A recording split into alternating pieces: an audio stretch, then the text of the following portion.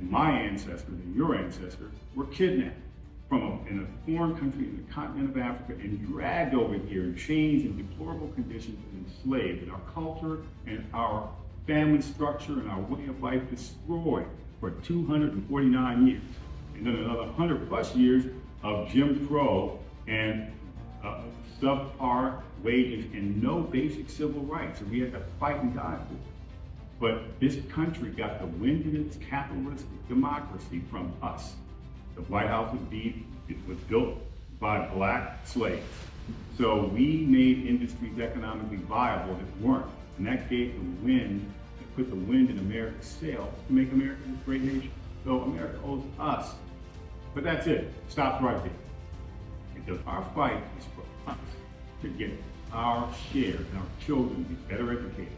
And until the politicians respect our children more than they respect the teachers in terms of how they're going to treat our kids and educate our kids, we got to keep pushing harder. So my view here is that, like Henry Kissinger said when he asked about Middle East policy to the Secretary of State, that America, when it comes to foreign policy, America has no permanent friends, no permanent enemies, just permanent interests. Well, we as black Americans can't have permanent friends or permanent enemies.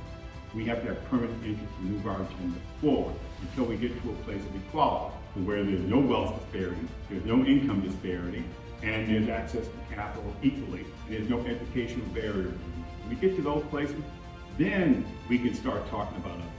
But right now, and we can't wait. Our agenda can't wait. We can't start waiting out the president and being a part of the resistance and waiting out a president for 4 years or a party or, Reagan and Bush had a 12-year run. We couldn't wait 12 years for this. So we have to do business with Trump, and we need to have a relationship to be productive and work with him. And that's all I'm saying. Boeing's going to keep making planes no matter who's in the White House.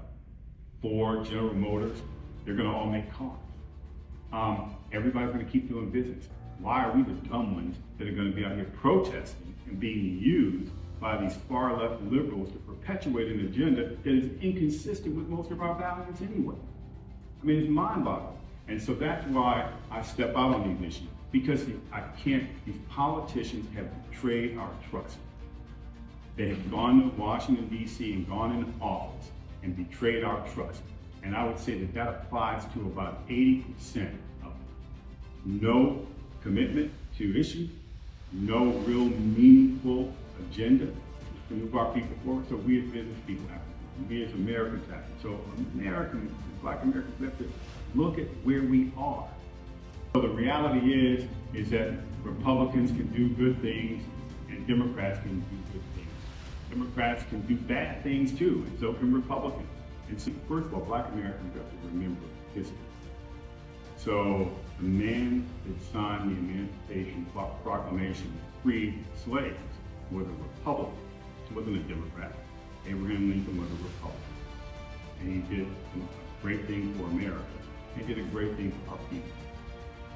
If you look at who Dr. King, Medford Evers, and Malcolm X, and John Lewis, Andrew Young, and so many other civil rights activists and leaders were fighting, they were fighting Democrats, the ones who were spraying water hoses and sticking the dogs on our people in the late 1950s and 1960s during the civil rights movement were Democrats, not Republicans. And what's interesting is that George Wallace, who stood in the front door of the University of Alabama when the first black student was admitted, who stood at the door and said segregation today, tomorrow, and segregation forever, was a Democrat and a racist.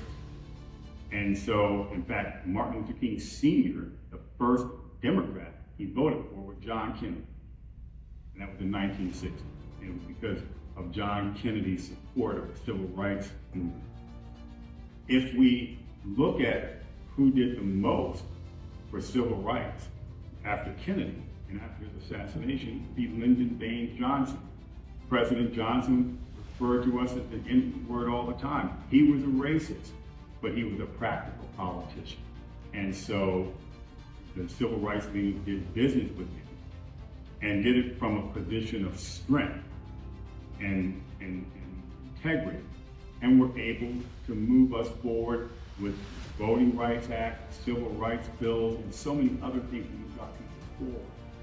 So that would, but let's think about who created the first Office of Minority Business. It wasn't Johnson, it was Richard Nixon, a Republican. Who's responsible for the Museum for African American History? Who financed it? Who paid for it? Who had the country step up for it? It wasn't Barack Obama. He was there for the opening.